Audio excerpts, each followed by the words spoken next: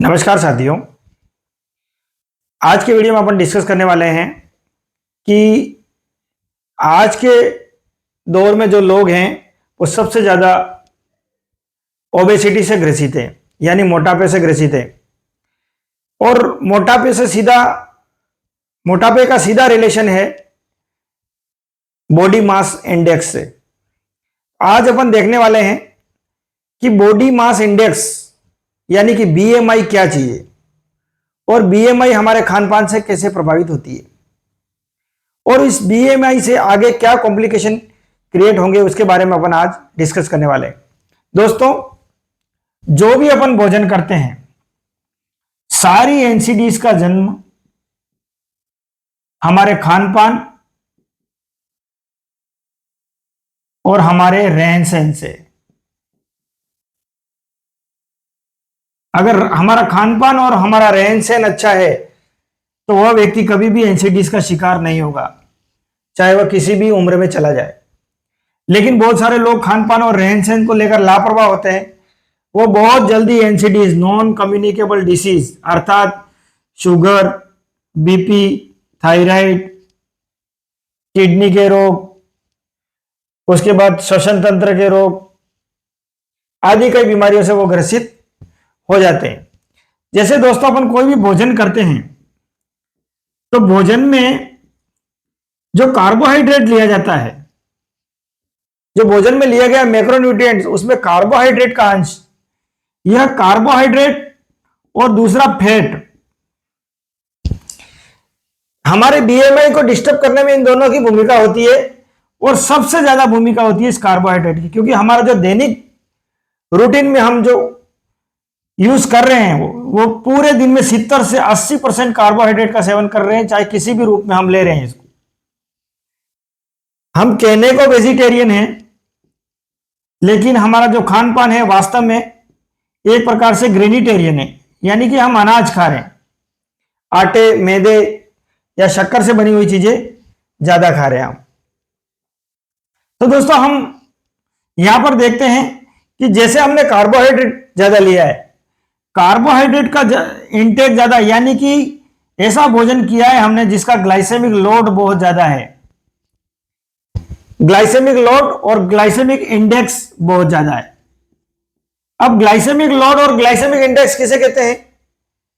ऐसा भोजन जिसको लेने के बाद वो शरीर में कितनी मात्रा में ग्लूकोज रिलीज करेगा, वो तो है ग्लाइसेमिक लोड उस भोजन का। और ग्लाइसेमिक इंडेक्स का मतलब यह होता है कि वह भोजन जो हमने लिया है वह कितनी देर में ब्लड के अंदर ग्लूकोज रिलीज कर देगा। अर्थात ग्लाइसेमिक लोड उसे कहते हैं जो कितनी मात्रा में ग्लूकोज रिलीज करेगा, और ग्लाइसेमिक इंडेक्स उसे कहते हैं कि कितनी देर से वह लिया गया भोजन ब्लड में चला जाएगा। जिन लोगों का ग्लाइसेमिक इंडेक्स ज्यादा होता है वह खाते ही तुरंत लगभग कुछ ही समय में ब्लड के अंदर चले जाते हैं। जिनका जीआई कम होता है, ग्लाइसेमिक इंडेक्स कम होता है, वह ब्लड में धीरे धीरे जाते हैं। तो ज्यादा ग्लाइसेमिक लोड का भोजन और ज्यादा ग्लाइसेमिक इंडेक्स का भोजन हम सेवन करते हैं तो उससे क्या होता है, हमारा बॉडी मास इंडेक्स डिस्टर्ब हो जाता है। एक प्रकार से बॉडी में जो फैट डिपोजिशन है उसी को बताता है body mass index. Body mass index को हमेशा वेट अपॉन हाइट के होल स्क्वायर में नापा जाता है। वेट को किलोग्राम में और हाइट को मीटर में लिया जाता है। यहां अब हमें हर व्यक्ति को यह पता होना चाहिए कि जिन लोगों का 18 से कम होता है बीएमआई, वो पतले लोगों में काउंट होते हैं।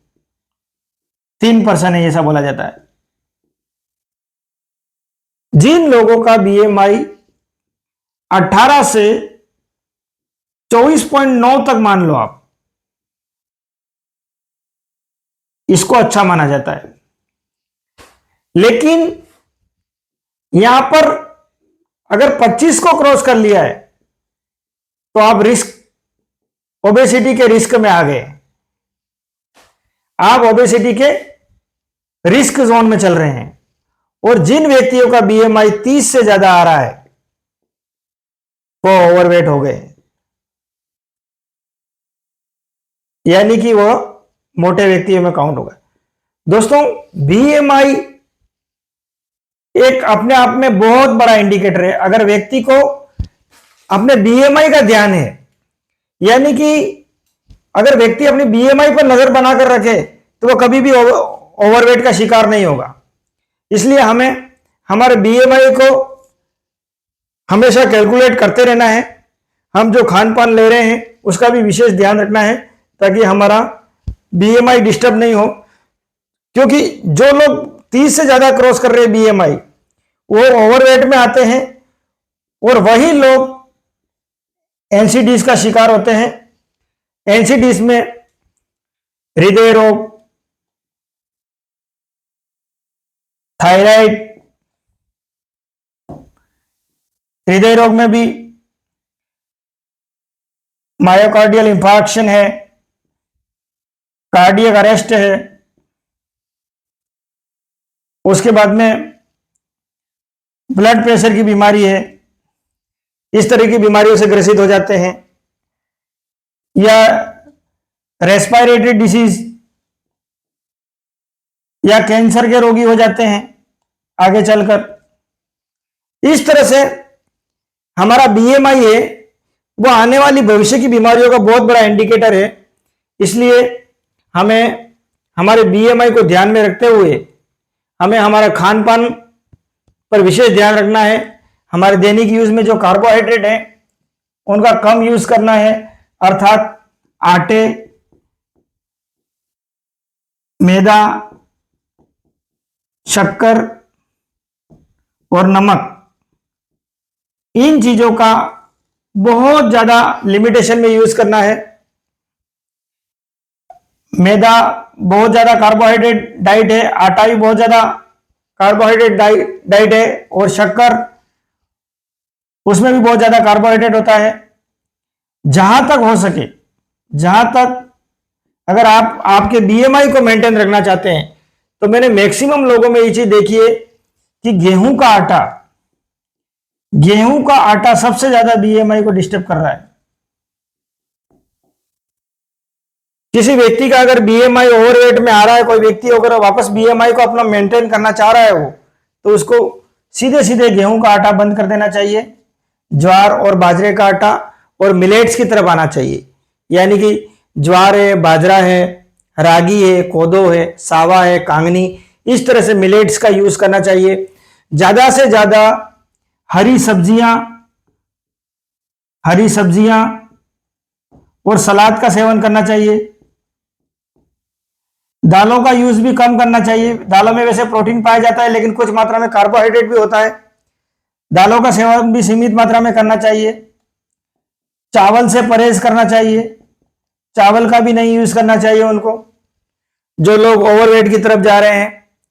इसलिए दोस्तों, आने वाले समय में देश में एनसीडीज का आंकड़ा तेजी से बढ़ने वाला है अगर हम लापरवाह रहे तो। सरकार तरह तरह की योजनाएं चला रही है। सरकार का सबसे ज्यादा पैसा लोगों के हेल्थ को लेकर खर्च होता है।